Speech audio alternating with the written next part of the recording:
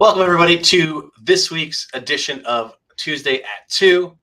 I almost said Staffing Stories, which is our CEO's podcast.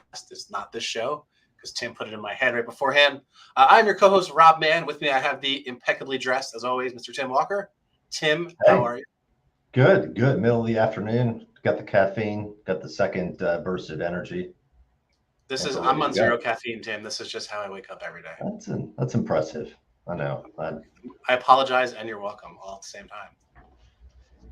Tim, why do we go live Tuesday at 2 every week before we get to today's topic? This is the number one time and day of the week to send out your resume submissions based on our data. This is when your customers, your clients are sitting at their desk or by their phone to review your resume submissions. So if you want to get them answered, if you want to get quick feedback, this is the best time to send. And that is so important, right? Because we got to make sure that we're getting feedback to our talent fast, and we're giving realistic, expectations to our hiring managers or our clients on why they're not filling their roles. So there you go. Tuesday at 2. It's a very apt name. Tim, it's also the time of day where in South Florida it gets very gray and potentially is going to storm and knock out my internet. So let's be expeditious here today and get right into our topic. Today, guys, we're going to talk about LinkedIn's Creed report on light industrial and cover some of those, the spotlight on light industrial and clerical.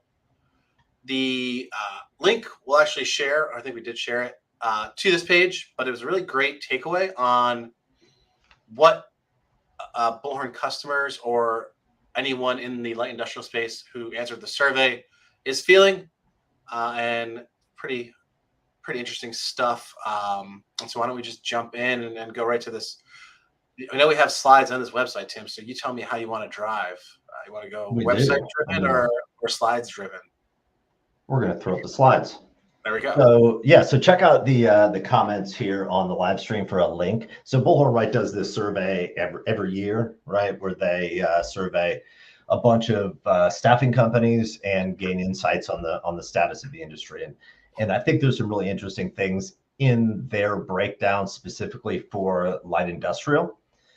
And so they surveyed 125 light industrial staffing firms. And here were the big three takeaways. So for LI firms, digital transformation, winning new business, and finding candidates are the, let me go back. Yeah, you went back. Are the big things that light industrial firms are thinking about in 2023. And that's a little bit different, it turns out, than your average or the sort of normal, or I'm just going to say normal. They're normal too. All of the other staffing firms out there, right? So for other staffing firms, their number one concern for 23 is finding new business, winning new clients. Whereas with light industrial, it's digital transformation. And so 75% of light industrial firms haven't started or are very early on in their digital transformation. And 68% of candidates that work with LI firms just abandon their job search or abandon, their submissions with that company because it just takes too long. Did I tell you that when I was with Able in the pandemic, a company came to us that had 80,000 W-2s. And I remember having like 100 offices across the country, and they were still doing everything by paper. It was a little scary. And I think that's kind of the example of where digital transformation comes in, and you're looking to improve operations, maybe digitize operations, which inherently has an approval or an improvement to it. But yeah, I mean, I think that back end, right? And I've had lots of conversations with staffing, specifically light industrial or even travel nursing, right? Where they just have a lot of people on the back end doing things, which is just headcount. Yeah, and maybe too, I think the stereotype is that they're not sophisticated, or maybe that the clients they work with aren't sophisticated. and so that they have to do things with paper or that they have to do things manually, and maybe it's time to break some of those. I don't know if that's true Mm. anymore. I mean, maybe like the owners and like some of the managers still don't want to deal with technology, but like the employees definitely are savvy enough. And maybe they don't have the most Mhm. sophisticated cell phone or a desktop or a laptop computer, but they know how to use their phone, right, to do everything that they need to Yep. do. So And with a little guidance,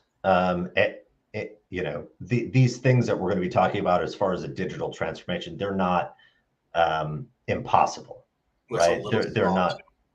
on the screen. Yeah, and yeah, let me point out, and that's why there's a big green arrow here because it Okay. is small. And all of these slides. So anybody, if you go to the link that we've got in the description, you'll be able to see these in full screen version. Well, But did you want to jump to talking about? Are we going to talk about candidate acquisition now and new clients, or do you want to do this first, this automation bit? yeah, let's Automation. combine the two here Okay. because let me paint a picture a little bit, and then we'll come back to this candidate Okay. acquisition or using your candidates because when I think the interesting thing to me when I look at this survey, the thing that stood out to me is the places where you see a really big discrepancy between your average staffing firm and an LI or a light industrial firm. And so the first thing here that I'll point out is that automating processes is a big discrepancy, right, between average and light industrial.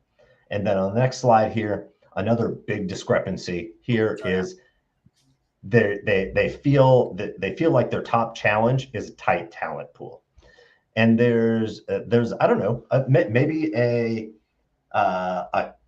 contradiction there or something that's really interesting because with light industrial, nursing, clerical, they've potentially got a really big pool of talent, but they at the same time feel that that pool is very tight.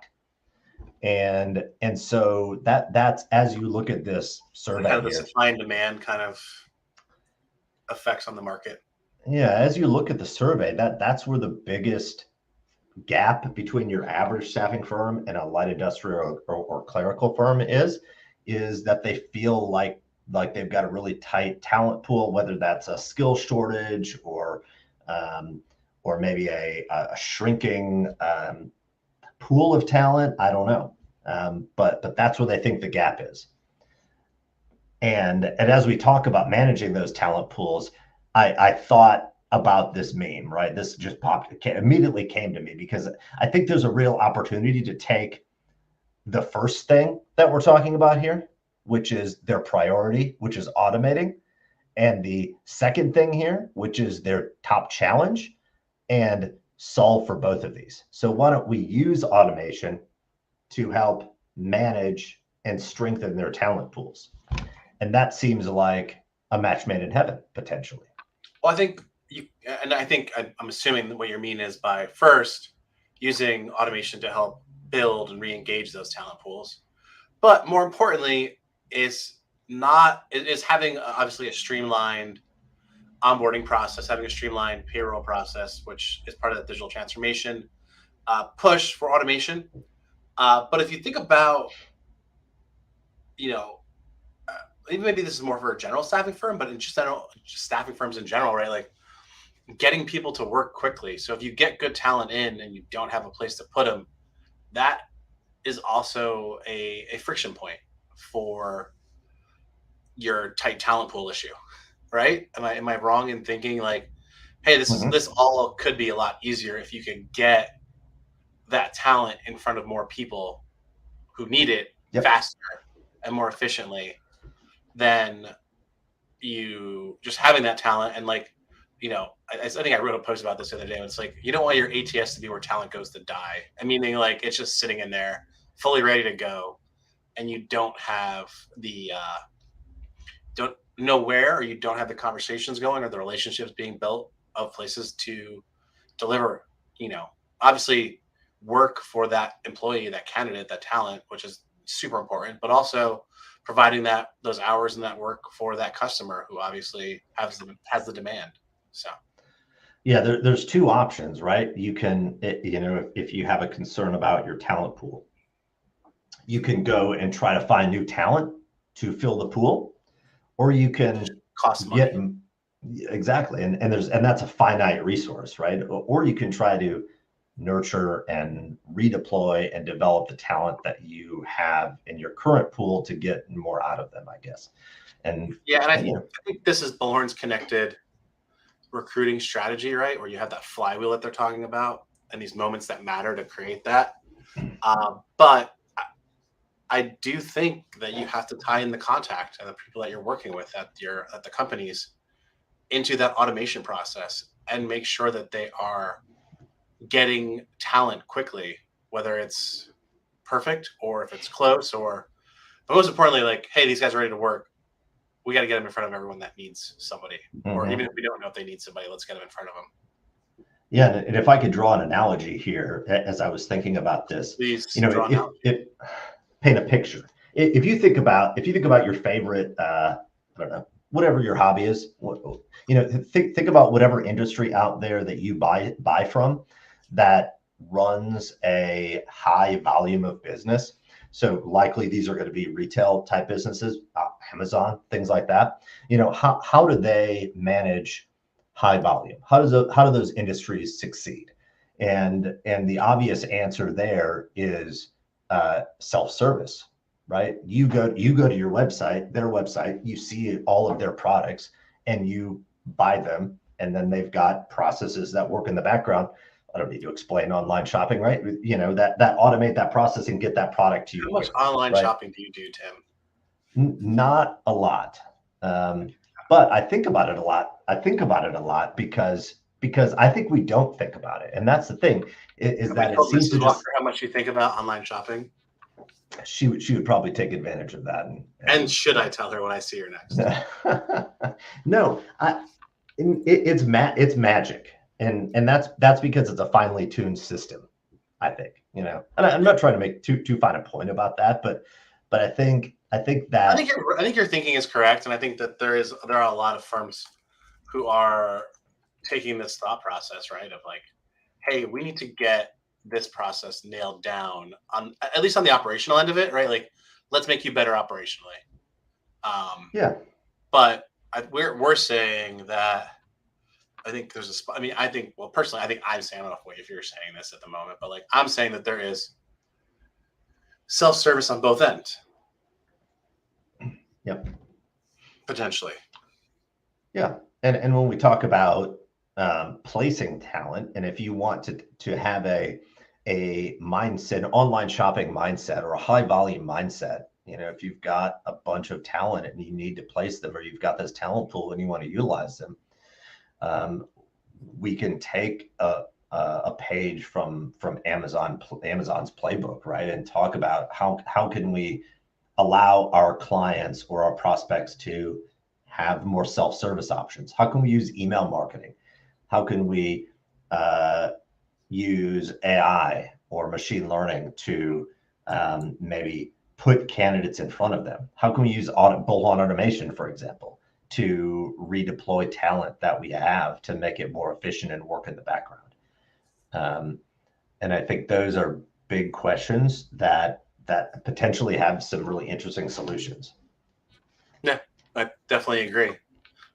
Sweet. Well, if you guys, if you're in light industrial and you're thinking about self service on the client end, if you're thinking about getting better operationally, that's a bullhorn conversation.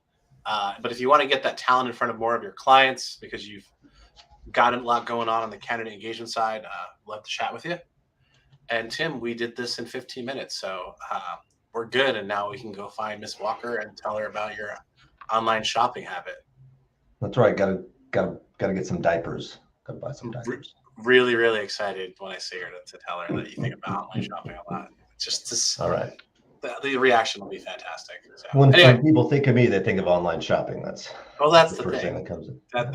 That's the juxtaposition, if you will. Yeah. All right, All guys. right, Thank you so Rob. much. Cheers. Yep. Bye bye.